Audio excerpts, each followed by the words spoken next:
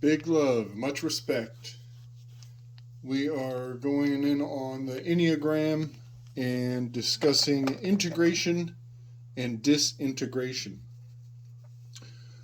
This is essentially observing dynamic shifts when these personalities are involved in a positive, uh, optimistic, uh, building expression of the situation, which would be integrating, and then disintegrating will be when they are facing adversity or when they are falling into their lower self, their bad habits, if you will. So, will it is expressed in two different formats. The first format is the triangle, the 6, 9, and the 3. And then the second format that we will address will be the remaining numbers: the 1, the 2, the 4, the 5, the 7, and the 8. So, in uh, integration, the 6, 3, and the 9 will express a clockwise pattern. So the 6 will become a 9, 9 will become a 3, and the 3 will become a 6.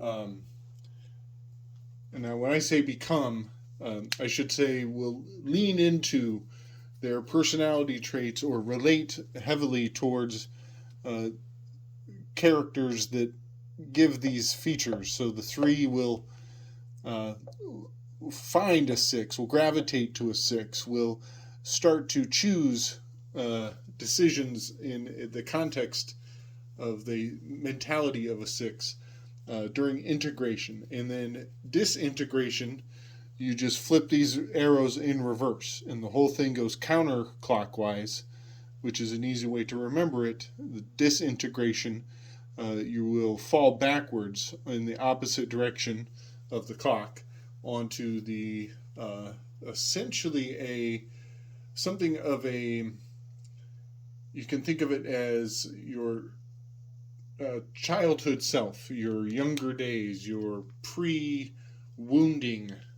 persona. So that's how it works for the 3s, the 6s, and the 9s. Now, integration and disintegration is a little bit trickier to express in this graph with the 1s, 2s, 4s, 5s, 7s, and 8s. So please bear with me. Essentially, what I'm going to try to express is direction of the flow of the internal world. So, in integration, that is the optimistic situation where a person is uh, finding their higher self, choosing the better path, uh, not in stress, but more inspired.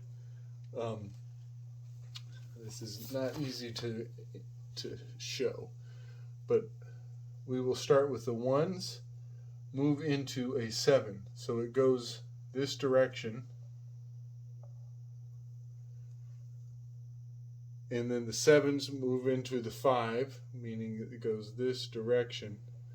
5s move into 8. So the whole thing has a flow. You can see this pattern and see where I'm going. 8s integrate into 2s. 2s integrate into 4s.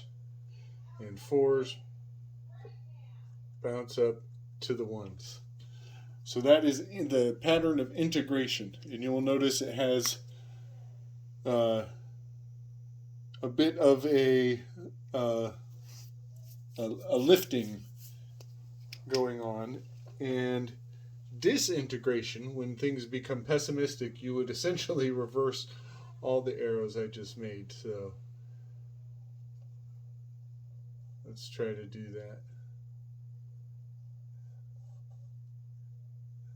This is disintegrating. Let's see. All the ones are hating that I'm doing this right now. They're like, just erase it and do it right. Let's see. Sevens become ones. Eights become fives. But hopefully you get the gist of the direction of the flow of integration and disintegration. And as you get a deeper grasp for these personality and characteristic types, you will be able to imagine how they bounce from one corner to the next in the face of adversity or in the face of ecstatic optimism. So that is the two arrow theory. One arrow going one direction, the other arrow in the other direction, depending on integration. Now, something I forgot to mention in my previous video is there is a very strong statement in the Enneagram arena. They believe that up to 50% of the planet is a 6. They're loyalists. And there's a lot to learn about just that statement right there. A whole lot to learn. You know, the loyalists, the number 6, they are a very tricky persona to understand. And I'm not judging or telling you that if you are a 6, that I have any bias against you.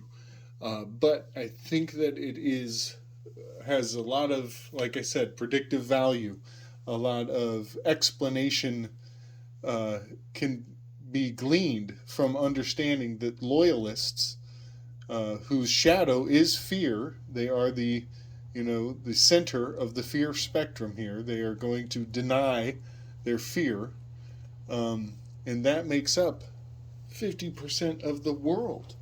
That means the remaining 8/9 of the spectrum is divided amongst half of the population. So it's just a very profound thing to think about. I could do a whole nother video just on that fact, but I just failed to mention it previously, and it may have a lot to do with the masks and all the fear going on in the world right now. A lot of number 6 with a lot of shadow work to be done. Just something to think about, to feel about, to be about. So I think that pretty much wraps up my Enneagram work. I just want everybody to really consider the fact that, these people, they presume to know you inside and out. And they have very time-tested systems that have yielded results for generations gone and generations to come. And it's time for us to take control and understand, overstand, understand what the hell is going on. So I'll just close up with pointing out that it was while looking at this system one day, it occurred to me, this may not be the original intention, and this may not have ever been the intention of the Enneagram, but I believe this is a beautiful expression of Plato's cave. This circle is the cave, and each position is a persona staring outward at the wall of the cave. And the monad in the middle is the source of light. It could, I know Plato used a fire pit, but it could be a crystal. This could be the sun in the center of the solar system. And, it is fractally casting our shadows on the wall in front of us, showing us exactly what we need to fear. And that's all that humanity can see. And it takes quite the inspired, chosen golden child, if you will, uh, to see outside of the cave, which when you get into Enneagram, a lot of people might think that's right down this point here, right in the split between the 4 and the 5, right between your thinking and your feeling self. That might be a gateway out, you know. Part of what brought this Plato's cave to mind was the fact that, you know, Pluto is here in the 9 at the top, the peacekeeper, the balanced. You know, Pluto is the furthest planet. It is sloth-like. It moves very slowly. It has the slowest orbit of all the planets. And Pluto is going to experience a full return in 2023. In 2023, Pluto will experience a full orbit from the day we signed the Declaration of Independence. And Pluto means plotter, it means tiller, it means governor, tiller as in tilling the soil. It lays the shape of things to come. It is the governor. You know, Pluto's Republic was quite the book. A lot of secrets, a lot of knowledge to be gleaned from reading that book many times over. So, yeah, I do believe that Plato's cave is being expressed, you know, and our shadows being cast on the wall keep us locked in our position. But if we just look inward, through ourself, we will see the position that we are in, the arrangement of the world that we exist within. And we will see that there is a light at the end of the tunnel, and we can get out of that and know the nature of the place we're in a much, much, much deeper way, you know. And then when you come back into the cave and you tell all the people about the situation they're in, they react in not so pleasant ways. But they are predictable. Always so predictable. Much love, my people. Strength.